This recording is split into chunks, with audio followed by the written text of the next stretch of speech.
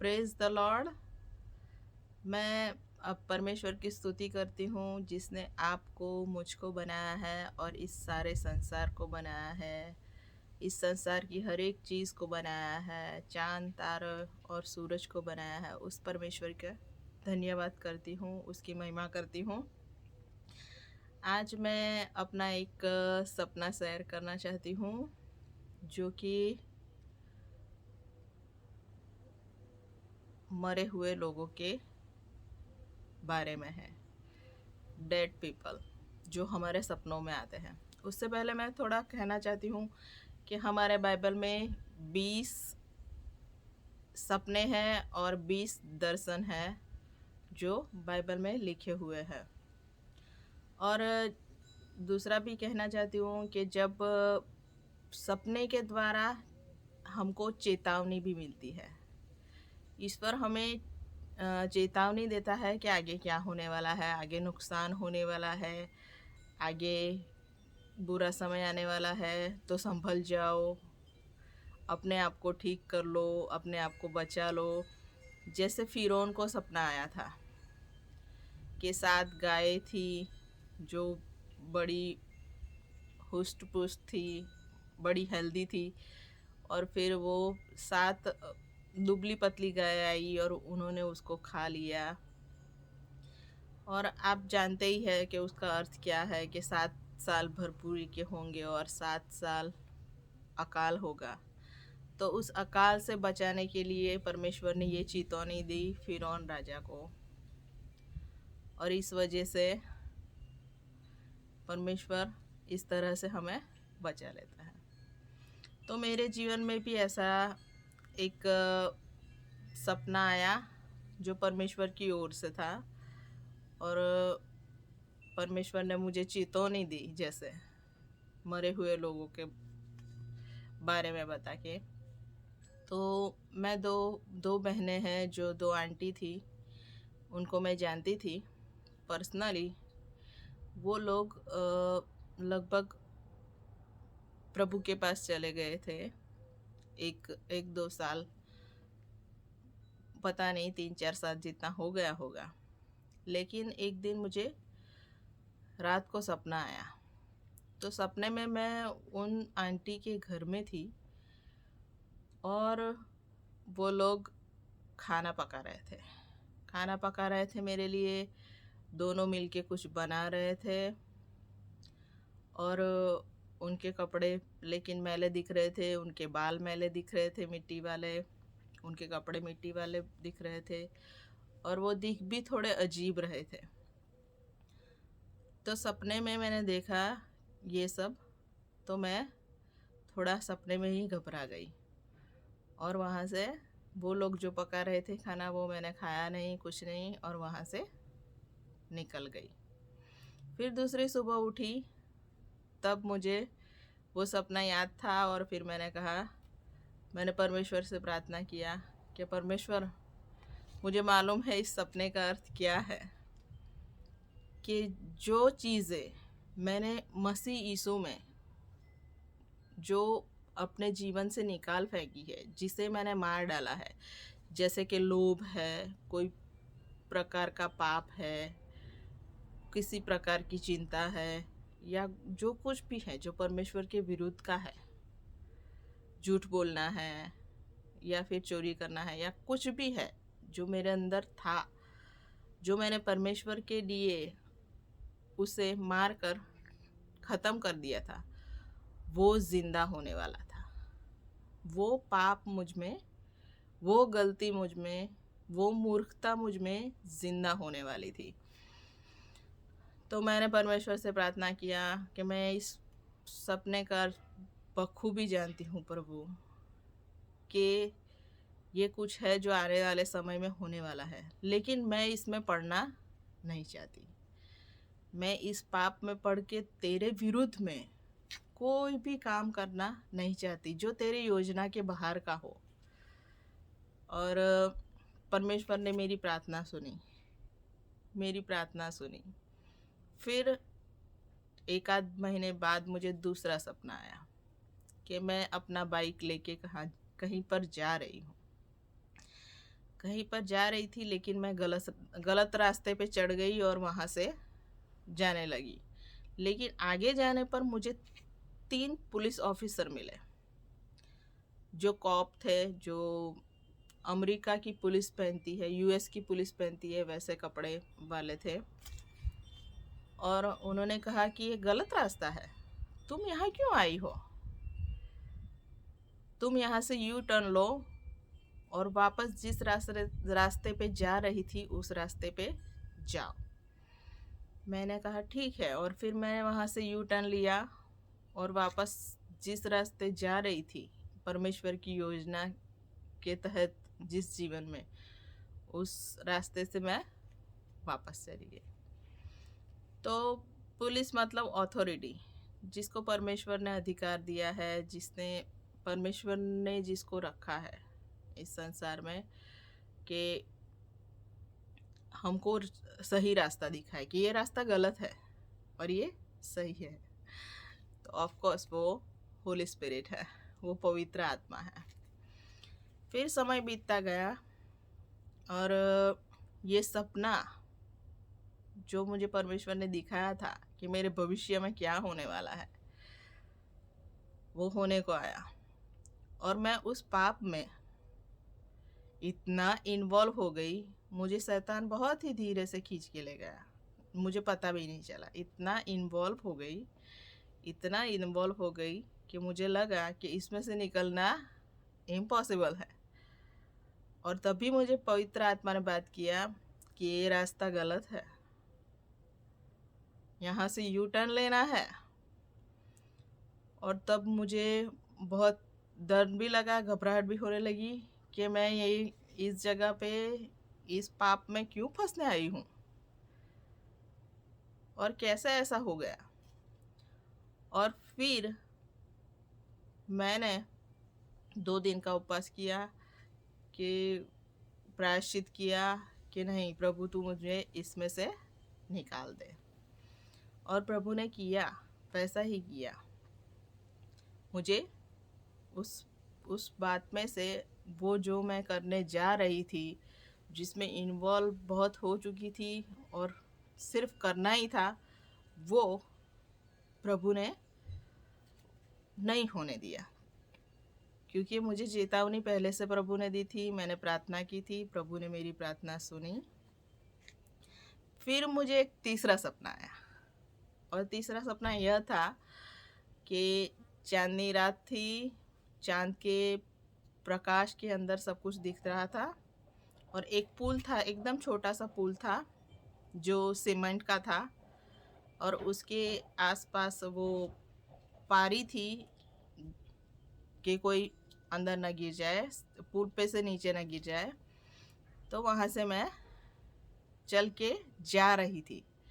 तो वहाँ से चल के जा रही थी कि अचानक बहुत सारे एलिगेटर्स, यानी कि बहुत सारे मगरमच्छ, पता नहीं कहाँ से आए, 8-10, और मुझे चारों तरफ से घेर लिया उन लोगों ने। और मुझे चारों तरफ से जब उन्होंने घेर लिया, तब मैंने सोचा कि अब मैं क्या करूं। उतने में ही मुझे वो जो ब्रिज था, जो पुल था, उसके नीचे थोड़ा बहुत पानी था, थोड़ा मतलब पानी जैसा था। और मैंने सोचा कि मैं इस पानी में जाके छुप जाऊं, और मैं वहाँ से कूदी उस ब्रिज के ऊपर से, और उस पानी के अंदर छुप गई। पानी के अंदर डीप डाउन में बैठ गई, और ऐसा था कि वो पानी के अंदर मैं सांस ले पा रही थी, और पानी मेरे सर के ऊपर बहुत सारा था, 2-4 हाथ जितना था। फिर भी मैं अंदर बैठे बैठे पानी में सांस ले रही थी। और तुरंत ही मुझे एक फिर दूत जैसा इंसान दिखाई दिया, जिसने सफ़ेद कलर का रोब पहना हुआ था, झब्बा पहना हुआ था, और वो बाहर खड़ा था पुल के उस पारी के ऊपर, जो पास में पुल था वहाँ। और उसने मुझे आवाज़ लगाई कि तू कहाँ है। तो मैंने पानी के अंदर से थोड़ा अपना मुंह निकाला और उसको देखा और मैंने कहा कि मैं यहाँ पर छुपी हुई हूँ। तो उसने कहा कि तू वहीं पर अंदर छुपे रहे, क्योंकि ये मगरमच्छ उस पानी के करीब नहीं आएंगे। और फिर मैं वापस से छुप गई और मेरा सपना ओवर हो गया। और मुझे मालूम था, पवित्र आत्मा ने मुझे बताया कि जब हम किसी बात का अलाव करते हैं अपने जीवन में कि ये बात हमारे जीवन में हो, हम ऐसा अलाव करते हैं, वही होती है हमारे जीवन में। तो मैंने ये मगरमच्छों को मैंने अपने जीवन में अलाव किया था। पाप के अंदर इन्वॉल्व होने जाने के लिए मैंने इन सब को अलाव किया था। लेकिन जब मैंने प्रभु से, परमेश्वर से सहायता मांगी तो परमेश्वर ने मुझे सहायता किया। परमेश्वर ने मुझे इस बात से बाहर निकाल दिया और मैं फिर से परमेश्वर की योजना के अंदर जीवन बिताने लगी। क्योंकि मुझे मालूम है, पहले भी मुझे एक बार ऐसा सपना आया था, बहुत पहले, और मैंने उस सपने पे ध्यान नहीं दिया और मैंने उस बात को सीरियस भी नहीं लिया, कुछ गौर भी नहीं किया। लेकिन वो सपने के मुताबिक मेरे जीवन में हुआ और बुरा हुआ और मुझे बहुत नुकसान पहुंचाया। स्पिरिचुअली और दैहिक भी बहुत मुझे नुकसान हुआ। इसीलिए जब हम ईश्वर की योजना के बाहर जाते हैं तो हमें बहुत नुकसान उठाना पड़ता है। बहुत इमोशनली भी बहुत घायल हो जाते हैं, टूट जाते हैं, बिखर जाते हैं, ऐसा हो जाता है। तो परमेश्वर हमें हमेशा मदद करता है। तो जो ये मगरमच्छों को मैंने अलाउ किया था, जैसे हम अलाउ करते हैं तभी वो हमारे जीवन में आते हैं। तो जैसे कि हम किसी जॉब के लिए जाते हैं, इंटरव्यू देते हैं, वो लोग कहते हैं कि आप सिलेक्टेड हो, लेकिन अगर आपको वो जॉब करनी है तो ही आप करोगे, वरना आप वो नहीं करोगे। आप अगर चूज़ करते हो कि नहीं ये जॉब मुझे करनी है, अगर दूसरी जगह इंटरव्यू दिया है तो दूसरी जॉब आपको करनी है, तो वो कहेंगे कि नहीं ये करनी है।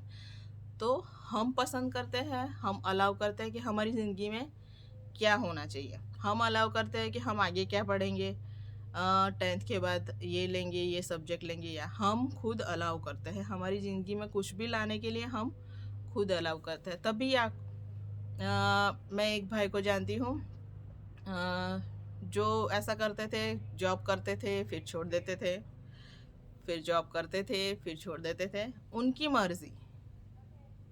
वो जब जॉब करने के लिए अपने जीवन में अलाउ करते थे तो वो करते थे। वैसे ही अब्यूज़िव लाइफ काफ़ी लोग जीते हैं संसार के सब कोनों में, तो वो लोग अलाउ करते हैं। अगर वो अब्यूज़िव लाइफ छोड़ना चाहते हैं वो, और वहाँ से निकलना चाहते हैं तो वो निकल सकते हैं। उसमें ही नहीं रहना चाहते तो वो नहीं रह सकते।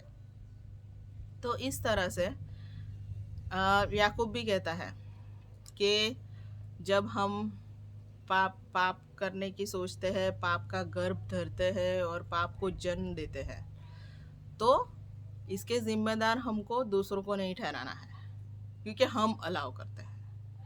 अगर आप जैसे कि कोई बिल्डिंग बनाने जाते हो और वो बॉस के कोई भी होता है, वो प्रेशर करता है कि मुझे तो 10 दिन में ही चाहिए, जबकि आप उसको 6 महीने में कंप्लीट करोगे तो ही उसकी नींव मजबूत होगी और तो ही उसका सब कुछ ठीक होगा। लेकिन फिर भी आप उसकी बात मानते हो, लेकिन उसको अलाउ करते हो कि नहीं, तुम कहते हो तो हम 10 दिन में बना देंगे, लेकिन अलाउ आपने किया। आप रिफ्यूज़ भी कर सकते हो उसकी बात को कि नहीं 6 महीने में बनाना है, आपको बनवाना हो तो बनवाओ और नहीं बनवाना हो तो नहीं बनवाओ। लेकिन हम वो जो भी अलाउ करते हैं वो हम खुद करते हैं। तो पवित्र आत्मा ने जब बताया कि तुमने अलाव किया, तो मुझे समझ में आया कि इसलिए मुझे बहुत ही चौकन्ना रहना है। मुझे चौकन्ना रहना है, जैसे कहा है कि सांप की तरह चौकन्ने रहो। तो हमें बहुत ही चौकन्ना रहना है कि हमें ईश्वर की, परमेश्वर की योजना से बाहर निकालने के लिए शैतान क्या क्या योजनाएं करता है, लेकिन परमेश्वर वह है जो हमसे प्यार करता है। वो शैतान की योजना को क्या करता है, उसको नहीं होने देता हमारे जीवन में। वो हमसे इतना प्यार करता है, वो हमें चेतावनी देता है। जैसे यीशु मसीह ने कह दिया, पतरस शैतान ने तुम लोगों को मांग लिया है। क्या किया है? तुम लोगों को मांग लिया है। तो इस तरह से पहले से ही परमेश्वर हमको बता देता है कि हमारे जीवन में क्या होने वाला है। तो प्रार्थना करें, परमेश्वर की योजना में अपना जीवन जिए, क्योंकि परमेश्वर यही चाहता है। और परमेश्वर इस बात से प्रसन्न होता है कि हम उसकी योजना में जीवन जिए, और इसीलिए उसने हमें इस पृथ्वी पर भेजा है कि हम फ्रूटफुल होए, परमेश्वर की महिमा करें। इसलिए उसने हमें भेजा है और हम उससे रिलेशन रखें। तो परमेश्वर का धन्यवाद करती हूँ, स्तुति करती हूँ कि मुझे ये सपना दिया, मेरे जीवन में चेतावनी दी कि मैं गड्ढे में ना गिरूं और उसके पीछे चलूं। तो मैं ये बात आपसे शेयर करना चाहती हूँ कि आप भी अपने सपनों पर ध्यान दें और आप भी परमेश्वर के साथ अलाइनमेंट में चले, उसके साथ साथ चले, उसकी योजना में चले। मुझे इतना सुनने के लिए बहुत बहुत धन्यवाद। Thank you.